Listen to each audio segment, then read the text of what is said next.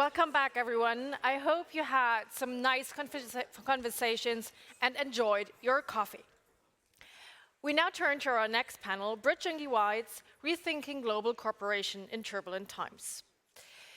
In a world of geopolitical tension and economic uncertainties, strategic partnerships remain the cornerstone of tackling global challenges, from climate action to sustainable development and conflict prevention.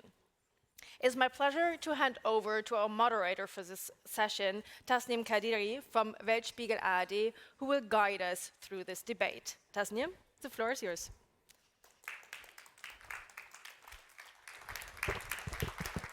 Thank you. Hello. I'll just sit down first so I can secure my spot. And thank you for taking the time to listen to us today. I have 3 guests that I will welcome in a few minutes next to me.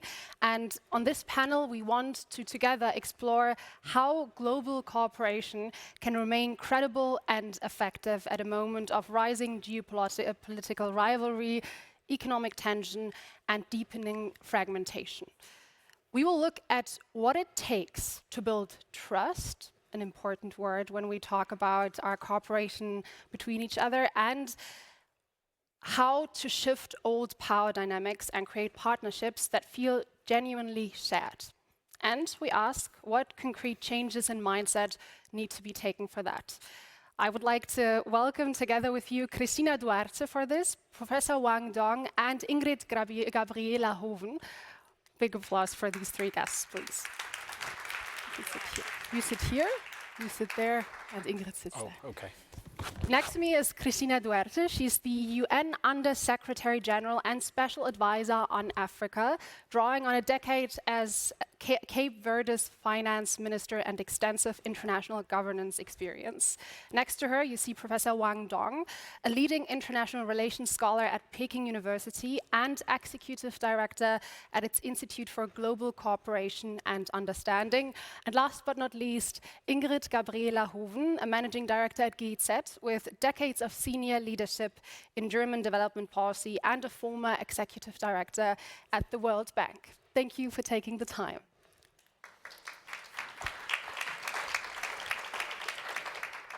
We will be speaking here for around 40 minutes, and afterwards there will be 20 minutes of time for you to ask questions. So if you have any questions, write them down and you can ask them later. And I'd like to ask with my first question. You can all answer. Maybe it's kind of an opening statement for all of you, because I want to ask if the era of development aid, as we know it, is over. Thank you. Good morning. It's a pleasure to be here. I hope I have been invited to this forum to bring an African perspective. Otherwise, I would not be invited. So give me the space to deliver the African perspective in this conversation. ODA, let's put on the ODA flows. Yes, ODA flows are decreasing. And behind that decrease, there is a business model that is completely outdated. The development cooperation business model that has been going on in the past 30 years is over. And if you want to understand why that business model, the global development cooperation business model, is over, I think we need to go beyond the flows, the fact that the flows are decreasing. And I believe the title of this conversation is a very nice way to start it, because it says bridging divides, which means that you recognize the divides, the inequalities, and then say rethinking global cooperation. So you recognize that you need to rethink global cooperation because global cooperation has not addressed the divides. The title responds to your question. But let's go to the business model to understand why the cooperation, the development cooperation business model is completely outdated. There are 2 main reasons. I will not have time to speak to both, but let me announce them. The first is more systemic, and I believe we all need to understand, is the relationship between globalization and multilateralism. If we do not understand this relationship, we not understand why there has been an erosion of the cooperation business model. And very quickly, a couple of ideas within this relationship between globalization and multilateralism. Globalization basically, as everybody knows, seeks markets, seeks economic growth, seeks expansions. Everybody knows that. It's DNA. It's not a question to judge. It's like that. The sun is round, globalization is like this. But at the same time, we all know in this room that globalization produces imbalances. Everybody knows. Inequalities. And let's go environment degradation. Then comes the multilateralism. Looking at globalization, multilateralism has been playing two functions. And I believe we need to understand what are these two functions. The first function is the function that has been facilitating globalization. Paving the way is the function number one. Essentially, World Trade Organization, World Bank, IMF, paving the way to globalization. The second function is where I work, United Nations. The second function of the multilateral system, the main responsibility was to take care to address the imbalances of the globalization. Unfortunately, that second function has been less effective than the first one. A second issue that I'd like to bring this conversation, besides the relationship between multilateralism and globalization, to understand why the global cooperation development model has been under a silent erosion, is the misprofiling. The misprofiling between Africa, and allow me to represent Africa here, and African partners. If you notice, in the past 30, 40 years, we have been misprofiling each other. Let me start how you have been misprofiling me, Africa. Allow me. Then I will tell you how I have been misprofiling you. You have profiled Africa as a continent deprived of financial resources, recognizing that we are rich in natural one. But you have been essentially picturing Africa as a continent deprived in financial resources. Wrong. As we speak, when you close our business today, Africa will have lost $1.4 billion, only today. Only today. Africa loses on an annual basis $500 billion. Allow me to ask you, can you lose a mobile if you don't have a mobile? It's impossible. So if Africa loses $500 billion, it's because Africa has been able to generate the $500 billion. Africa has been unable to keep it, to grab it, and invest in development. What is the missing piece? Systems, country systems, institutions. So to get back to answering the question, you would answer the question by saying the era of development aid is over. It's been under a silent erosion, and one of the big reasons and the big problems is that you've been misprofiling each other as partners. Can I summarize maybe shortly like that? There are two main reasons. A systemic one, and the relationship between globalization and multilateralism. It's time for everybody to understand this. Relationship, because basically it's understanding the rules of the game. And second, as a result of that, we have been misprofiling each other. Even Africa has been misprofiling you.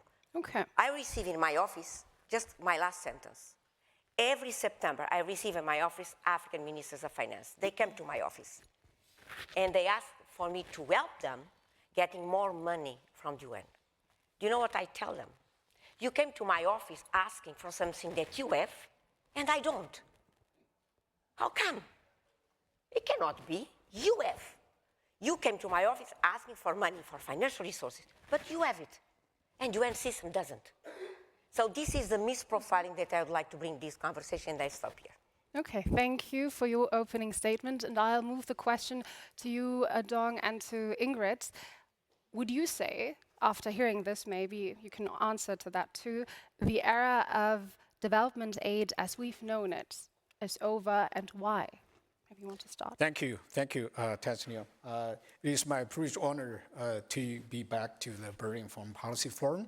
I would like to echo with Christina. I think I think you're right. I think in many ways, the old development model, as we know, I wouldn't call it dead, but it's got a lot of problems that need to be addressed. So fundamentally, I think the development cooperation must start with a change in mindset. So for a very long time, I think there is a sense of, we talk about, right, conditionality, right, which has been linked to the external mandate that actually limits the policy space of a lot of developing countries. And as a result, it fosters a sense of, lingering sense of inequality and mistrust. So we need to, there's this donor-recipient dynamic, and that is problematic. And we need a change. We need a transition from that to a genuine partnership that really based on equality, mutual respect, and shared benefit. So in short, I would argue that we need to replace conditionality with respect for national priorities, particularly the local partner countries, what their priorities are. And we need to genuinely empower local partnership. And we need to change. I mean, this development cooperation, the old model needs to evolve from a vertical relationship to a horizontal collaborative endeavor. I think that's the only way to make the development cooperation more inclusive and resilient. Otherwise, I think it's going to really get into a huge problem. Yeah. So the biggest issue that you argue is conditionality in this partnership. Exactly. And now to you, Ingrid, do you think that the era of partnership or the era of development aid as we know it is over? And perhaps, thank you for having me. And this is, of course, this is a very important debate, especially now in this very specific juncture in these geopolitical tensions. I think the debate about how international cooperation should look like and what it should deliver to the international community becomes more important than ever. Let me look back. When you speak about the old ODA model, so the relationship between donors and beneficiaries, I think this time is over, and it has been, at least at the paradigm level, it has been actually shifted to another paradigm in 2015. And we all wear this sign.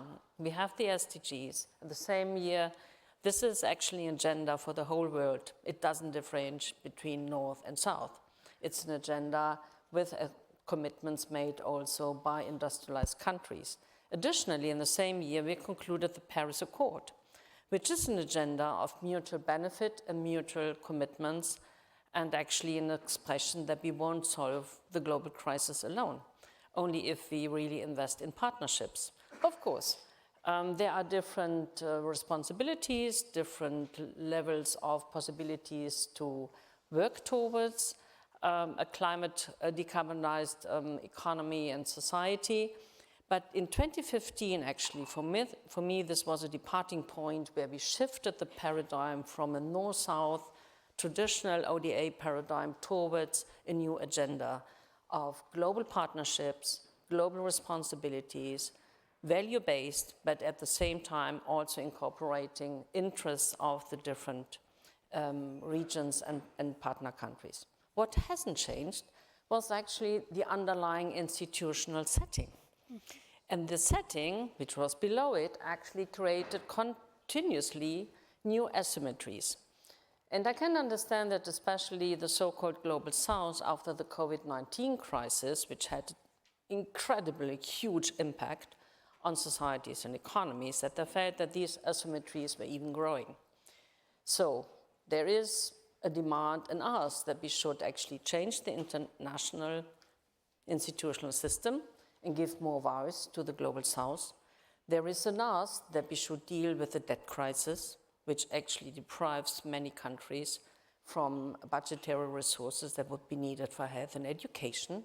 And there again, the debt issue can't be resolved alone by one continent. We all have to work together. The private sector has to come in. And additionally, I think we realized that we have to create partnership and new alliances that are of mutual benefit.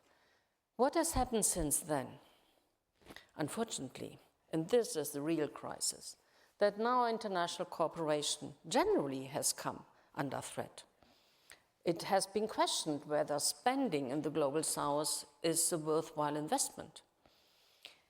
And these are underlying debates that really are going to weaken the international tissue at a time where actually more cooperation is needed. Look at the outcome of Berlin, or look at the debate that's now happening in Africa at the UAU summit.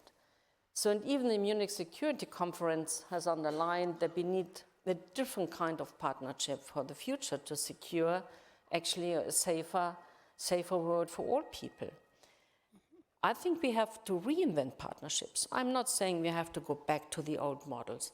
They haven't delivered, they can't deliver to the new times and the new challenges. But it would be the wrong way if we continue to de-invest into global partnerships and cooperation.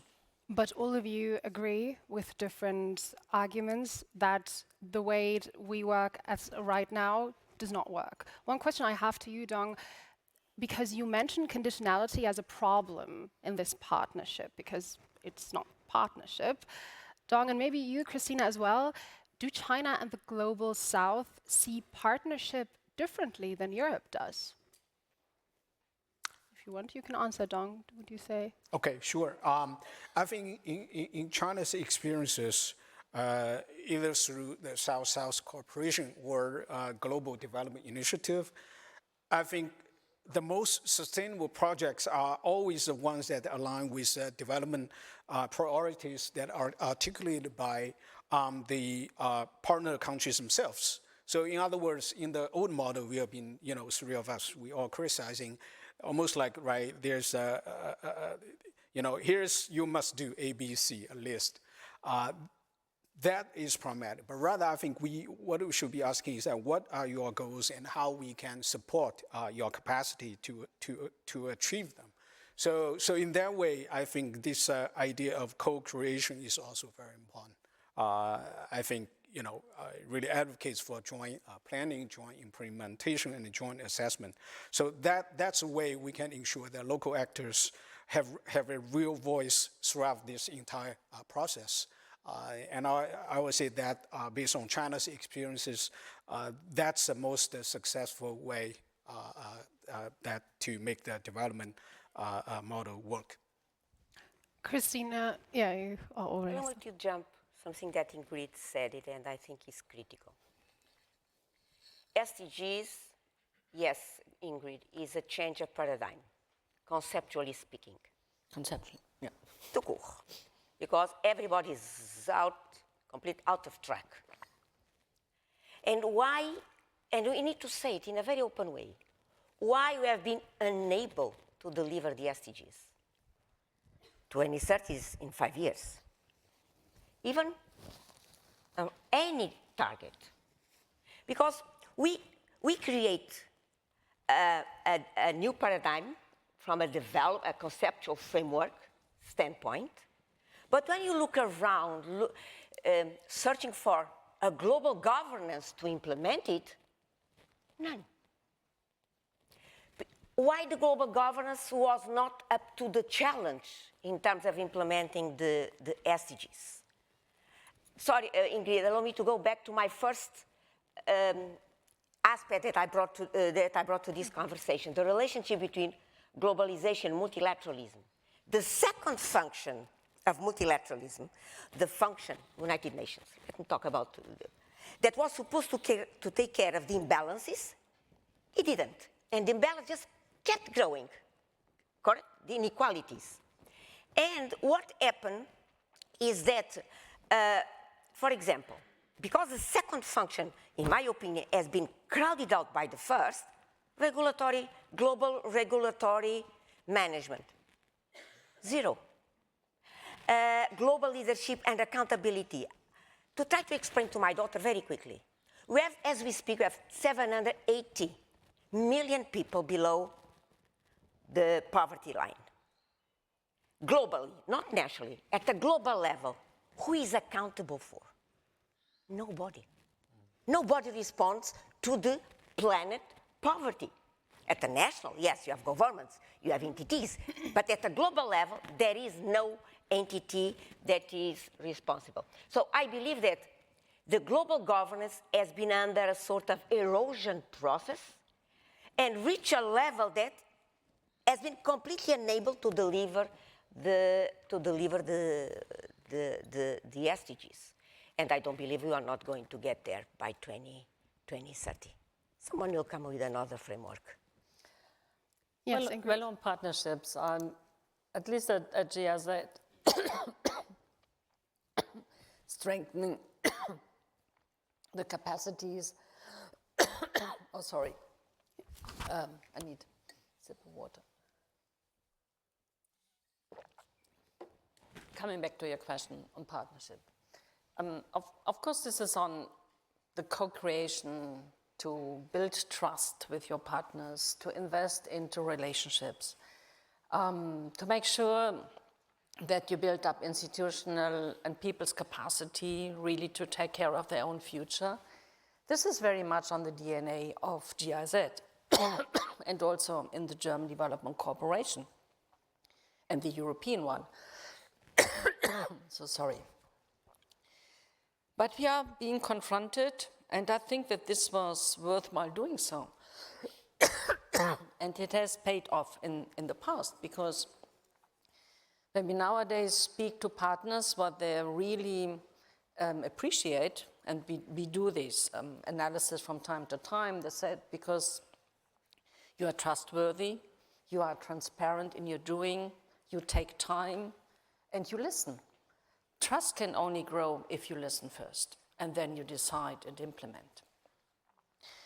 But to be very frank to you, more recently, there is a different debate ongoing, and asking international cooperation institutions whether this has been perhaps a too naive position and posture in a world that becomes more contractional, and where you have geopolitical tensions and you see an influence of different actors.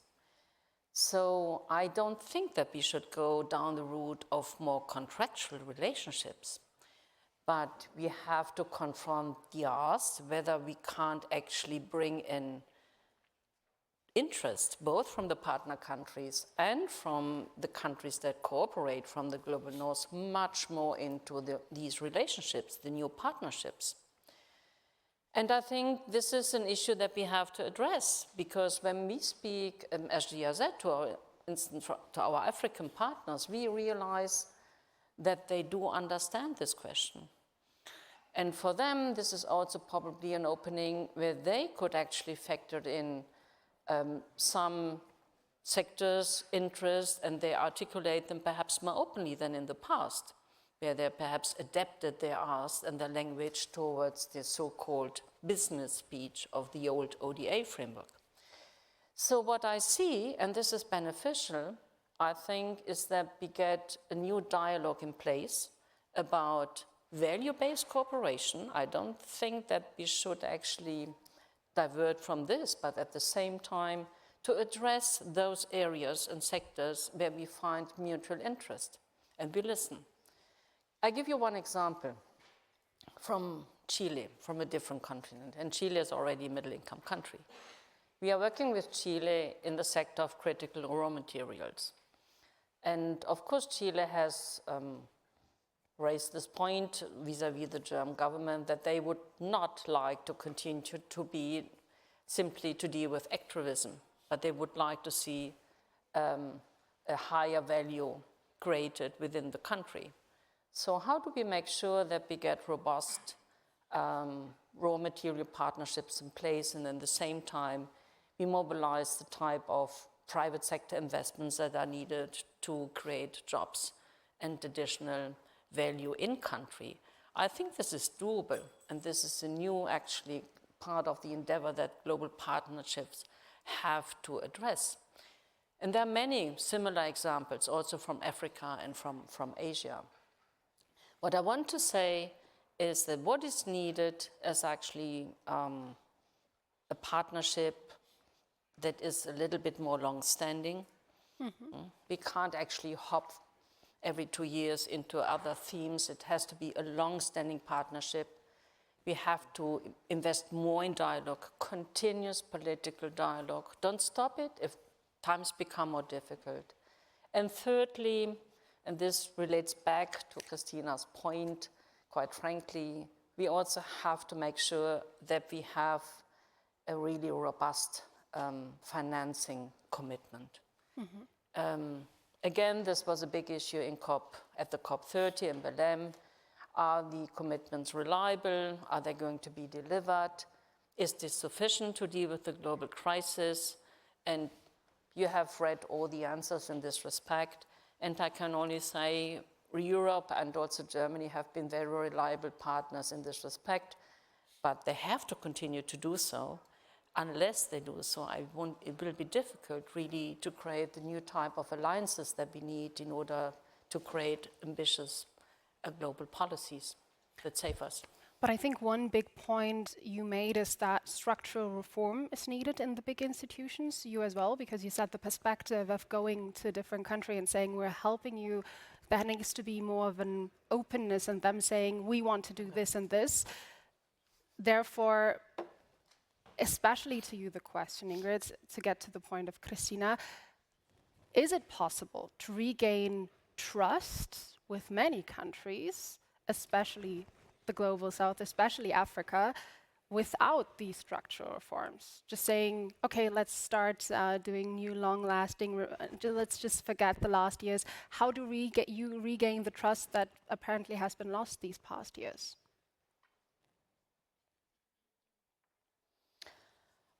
Well, I would agree with Christina that all in the different sectors, and I will not speak for the multilateral banks or for the UN system, I think we all have to face the fact that we have to undergo deeper changes to make the system fit for the future. And this holds true also for our own system. Also at GIZ, we are transforming ourselves to be more responsive, to be more impactful, to work more evidence-based than in the past, because in view of the growing challenges, and when you see the numbers that are out there, what we are going to face in the next 10 years, it's frightening if we don't act now. And we have to do this with more affirmative action and increased action. So in view of this, I think each sector, which considers itself as part of the international cooperation, has to figure out how can I change to the better to serve people and the planet. And this holds true for bilateral donors, for multilateral donors, for the UN system. So I would say this is needed all around the world. Additionally, I think we have to figure out how the financial contributions that come out of the ODA system can be better used to leverage the capital markets, investments from the private sector, because we won't actually get to the numbers that we need to transform actually economies and societies to the better if we stick to public funding. Mm-hmm. This again requires also openness to change the system, because not all instruments in place, either from financial institutions or technical cooperation institutions, again, give us the possibilities to leverage public funding to the maximum. And thirdly, I think we have to revamp the system in a sense where we have less bureaucracy, we have less administrative red tape, which would mean, because this is really one of the biggest asks from our partner countries, to really be more flexible, to be quicker in our delivery, to more flexible in addressing perhaps immediate needs due to extreme weather events or humanitarian crisis. This would again needed more change, but at the same time, what is the biggest hindrance? And this comes partially from the compliance systems that we have put in place, because we are working in international cooperation to a big extent with taxpayers' money. There is a big need to document that the money is well spent. And this leads to reviews, revisions, reports, and big monitoring systems. I think no policy arena is so much evaluated than international cooperation. just to underline this. So I think that we have also to deal with the risk aversion that is also embedded in the system, and figure out how can we be a little bit more flexible and more responsive to partner countries. By doing so, gain also on the impact side. Some of the ideas that are actually now being discussed and being addressed in the international system. Does the power dynamic now also change or demand something new from countries like Germany, because Africa has a bigger playing field, because they have more agency in global politics? You said African partners come to you, to the UN, and they say, we want money, and you say, you have all the money, I don't have money to help you.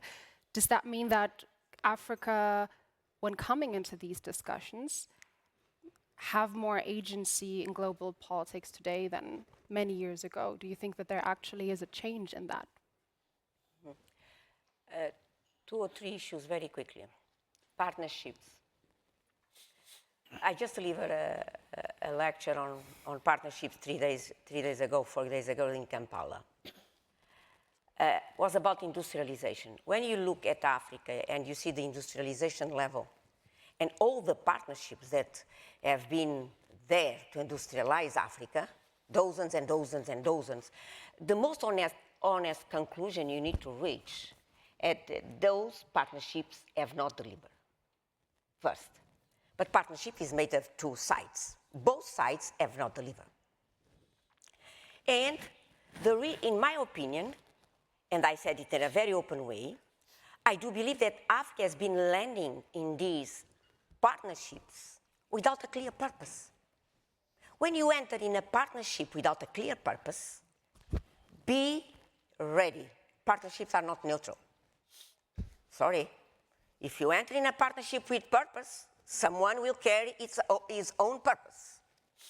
And you became a piece in the other party's purpose. So, and this has been most of the partnerships generated in Africa. My second comment is regarding, again, the ODA as the symbol for global development cooperation. Let's compare. ODA is around $50 billion, 50, 55, $60 billion. Let's compare this $60 billion with the amount of Africa loses on annual basis, 550. So from an arithmetic standpoint, ODA, as we speak, has become marginal, completely, completely. If we compare the 50 or $60 billion with Africa's financing needs, shrinks even more, even more. So, but ODA can play a role, yes. Let's go back again to the 500. Africa generates 500, loses 500. What is the missing piece in this equation? Country systems, institutions, weak domestic resource mobilization systems. Instead of putting ODA money, okay, a nice word. Okay, instead of putting ODA money in projects of questionable effectiveness, you need to move your ODA business model from a model that is completely focused on delivering projects to build systems. Systems builder. If you have someone build systems, then you can address the missing piece in the equation. I keep saying, don't help me build a school. Don't give money to build a school, to build a school. Help me build a national education system based on digital public infrastructure, completely digitalized. Help me build first a domestic resource mobilization system where, as an African country, I can control my flows. I can control my economic flows and I can control my financial flows and address my fiscal space. If ODA helps African countries building strong country systems, strong DRM systems, and help that country control their economic and financial flows, allow me now to use my banking mindset, that the ODA put that country in a position of producing predictable cash flows. I worked for Citibank for 10 years. Do you know what I did for 10 years? With nice titles, I chase predictable cash flows. Once I spot them, I grab, I attach a transaction, and I send to London. So predictable cash flows is becoming the magic word that allows ODA maybe potentially play a de-risking tool, becoming a de-risking tool for private sector investment, start landing in Africa, of countries that are moving at a fast pace to become investment-grade countries. Christina, I think you criticized the project mindset of the work before, but I don't think you answered my question because we are almost at the end and it's time for your questions. And I wanted, before getting to my final question, to ask you if you think that Africa's, or many countries in Africa, their playing field and their position has changed and they can now demand more from other countries, especially for example, from Germany in partnerships. Has their position changed because they have offers from China and different countries also willing to help them? African agency doesn't come from any resolution, any decision of parliament. And any agency in the world, ownership and agency comes, sorry, maybe I was not clear, my apologies. Agency and ownership comes if you control your flows. If you do not control your economic flows, if you do not control your financial flows, we'll never be able to exercise ownership and enjoy agency. The geopolitical game is clear to everybody. So, and these are the rules of the game. Or you know the rules, you play the game. If you don't know the rules, expect what is happening. You don't control your flows, you have no voice. You might have a seat. Now everybody's fighting for seats. You might have a seat or a chair, but voice you don't if you do not control your flows. I would like for your final remarks and your final answers before getting into your questions, come back to the word trust, because through the remarks that you made in the arguments, you said that there must be trust in Germany for the things that happen outside, but also from the other countries. You said that you garner trust through giving other countries agency and telling them, yes, you can do what you think is right with the money. And you said many things, but also especially criticize the system. And the system right now is not trustful and not trustworthy. The title criticizes the system, not me. Yes, but you too.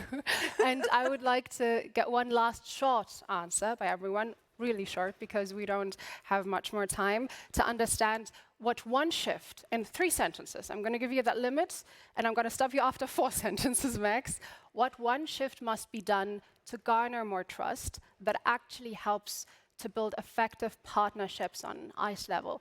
And you, Christina, can start. What one shift must be done? We're still convinced that we can design, we can redesign, readjust partnerships in this type of conference or this type of conferences. We need to understand that partnerships are the result of correlation of forces in a geopolitical game. From an African standpoint, again, do we want to shift the paradigm? We want to be a voice in the Security Council, we want to be a voice in the G20, you name it. Very simple. Stop losing money, control your flows, de-risk your country, tap international capital markets in a different bargain position, and start addressing what I say domestic challenge. As we speak, in my country, we have 600 million people without electricity, as we speak today. And we are one of the most richest continents from energy standpoint. What explains this energy paradox? This is a question to you. Thank you, and I'll give the question back to you. Sure. My question that I asked, what one shift can we go into the discussion with the audience to know? We heard your shift. Sure. I'll be very quick here. I think To address the trust gap you just mentioned, I think it's very important for the international community to really match action with words, ensuring that commitments are fulfilled in a transparent and reliable ways. So I think most fundamentally we have to adopt a fair approach and support reforms that truly enhance the representation of Global South in global institutions. I believe that trust will be built not just through declarations or rhetoric, but really through consistent actions, openness to various development paths, and also a willingness to engage in practical collaboration that recognize the agents of Global South. So agency of the Global South. And you, Ingrid, as the last one? 3 points. First, I think it's important to recognize that international cooperation can deliver actually good impact, and it is good for soft power, especially in a world that becomes more and more unsecure. And I could continue the 15 minutes left in naming many, many partnerships that have delivered. I'm coming back from the climate conference where we got really the voice. I mean, we have this still in our ears, partners asking for more cooperation, not for less. Secondly, I think we have to consider this as a long-term investment. We need more trust building, more political dialogue, and this has to be done in a strategic way. And thirdly, more partners have to join this notion and come to the boat. So to stick to a north-south divide while the world has changed fundamentally is not the right paradigm. Those that have the capabilities to contribute to those partnerships have to come in on the debt issue, on the climate issues, on many, many other issues as well. So we also have to overcome the old divide about separating the North, which is responsible for all kinds of subjects, and the Global South, one big block. I think we have to realize the world of today is a different one. Thank you, you three. And I'll look into the audience now. Are there any questions in the audience to our speakers? Yes. Do we have a microphone? Thank you. Thank you very much. Richard Calland from South Africa. I came straight here from the B and then the G20. I'm proud that our country's presidency was able to secure a full consensus, despite, or indeed perhaps because of, the absence and objection of the United States. Does that herald a new dawn? Is that, my question to Cristina Duarte, is this a big moment in geopolitics? Is it the opportunity for the middle powers to step up, middle powers from both Global North and Global South, to reset cooperation along the lines that you mentioned? But honestly, do you think the leadership is in place on both sides to achieve that kind of strategic diversification that we heard of in the opening session? And briefly to Wang Dong, do you see country platforms as the institutional opportunity, the mechanism to achieve this reset in global cooperation and development? Thank you. Thank you. And I'll start with a question to you, Cristina. Thank you very much. Beautiful country. I lived there for 4 years. Is now the moment. Allow me to go to our lessons of geography. We learn in geography that the tectonic plates move.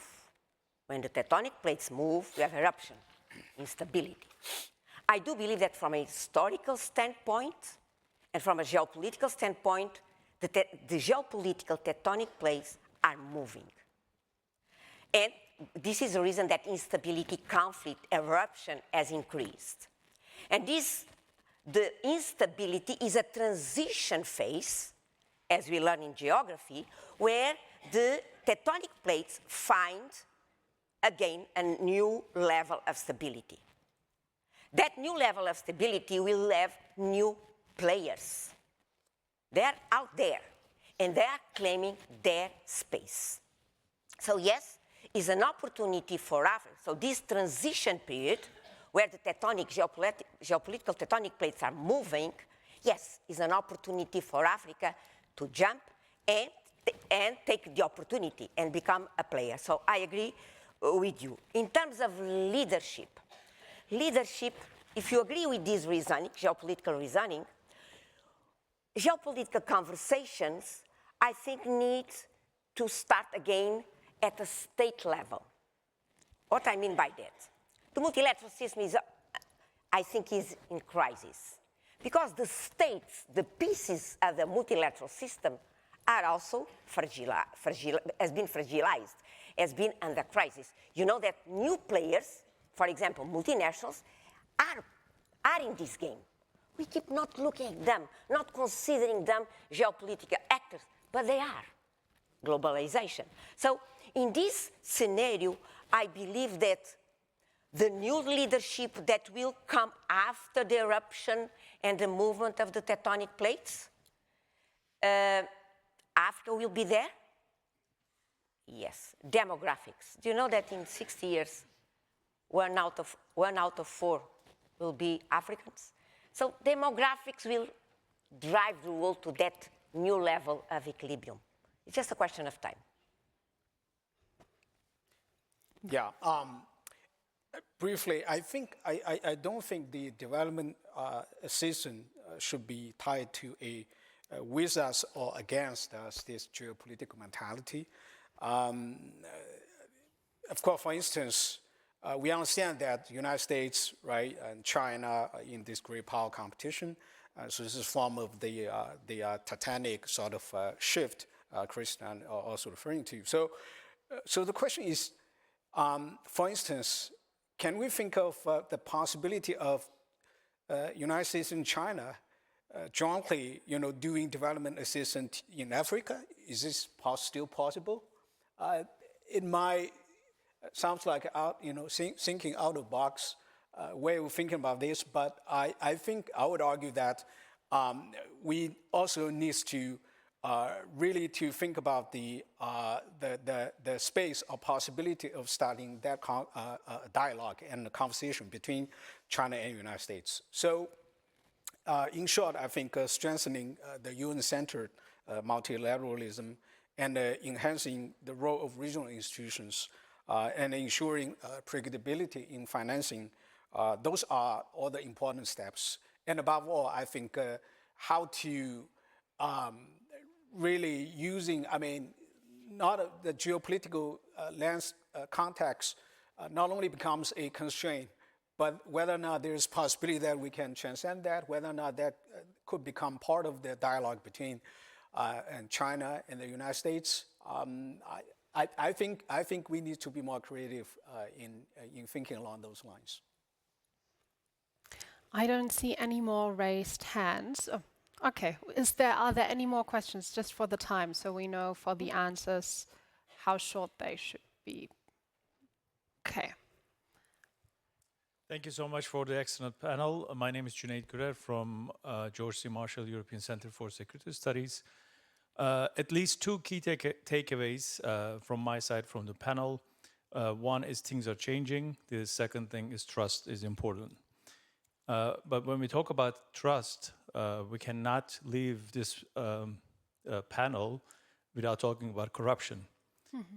So in the development world, corruption is a big issue, which actually affects the trust of the people to their governments and also to the international system, which is oftentimes named as the Western hypocrisy. We don't see the corruption in certain countries fed by development aid and so on and so forth.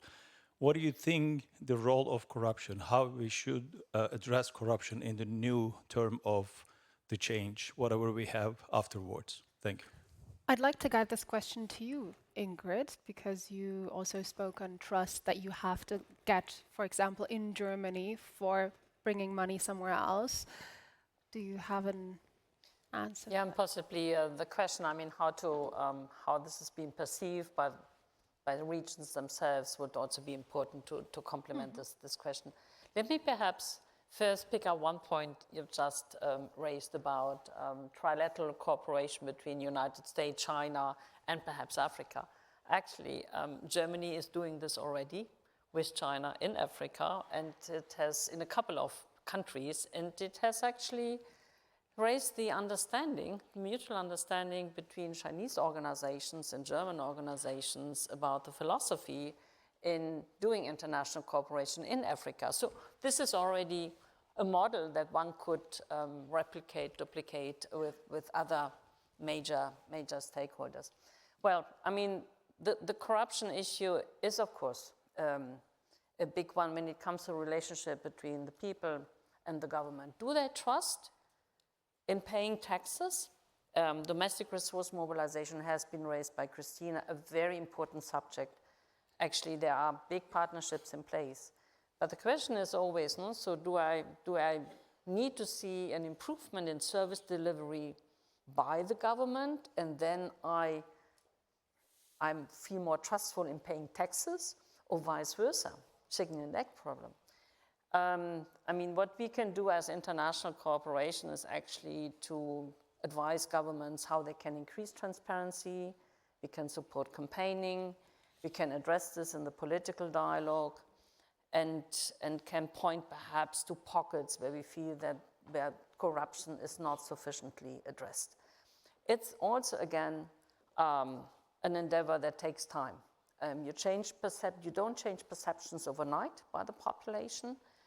You have to work on this constantly. I think that actually digitalization is a marvelous tool to make quicker progress. We see this in many countries where I don't want to name them now specifically, where we work in the field of the domestic resource mobilization and basic service delivery, where actually digitalization has helped to increase transparency for beneficiaries and also access to basic services.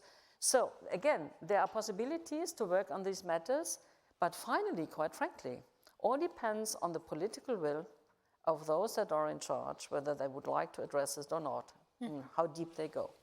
Yeah. And you, Christina, wrote something you wanted to say? Yes, very quickly. In the case of Africa, let me start by giving some numbers. UNCTAD report, I believe 2021, if I'm not mistaken. Africa loses in illicit financial flows $88 billion. These 88 are within the 500 billion. $88 billion. Out of that $88 billion, 5% is corruption. 65% is trade mispricing. We need to have data. I have the privilege in this position to be the pen holder of one of the Secretary General reports about the cause of conflict in Africa that he needs to present on an annual basis to the General Assembly. If you ask me, after 5 years of producing this report, what is the root cause of conflict in Africa, if you squeeze the lemon, is the absence of state. Mm-hmm. The state is not there. As Ingrid said, the state is not there to deliver social services. The state is not there to deliver public goods. The state is not there to control the economic and financial flows. That same state that loses, let's say, $500 billion as a continental level, that same continent begs for ODA, debt relief, and debt suspension. Again, what is the missing piece? Corruption is a piece of the equation, but is not the whole equation. This is the reason I have been, and thanks God the Seville Compromise took it, because we worked 2 years to Ingrid to put the domestic resource mobilization in the compromise of Seville. I have to admit that the fiscal space in Europe was a good push to admit that now it's time for DRM to be in the driver's seat in terms of financing for development, not ODA. ODA has a role to play, as I said, the risking systems builder, so international African countries can tap international capital market. Is a piece of the equation, but we need to understand beyond the tip of the iceberg. Mm-hmm. And then you got basically states that are absent and do not deliver social service. When a state do not deliver social service, what that state delivers? Conflict, instability. Neutrality doesn't exist. It's just a philosophical concept. Thank you to you all three. We don't have time for any more questions. Thank you, Ingrid-Gabriela Hoven. Thank you, Wang Dong and Christina Duarte. Thank you. Thank you. Thank you. Thank you so much. Thank you.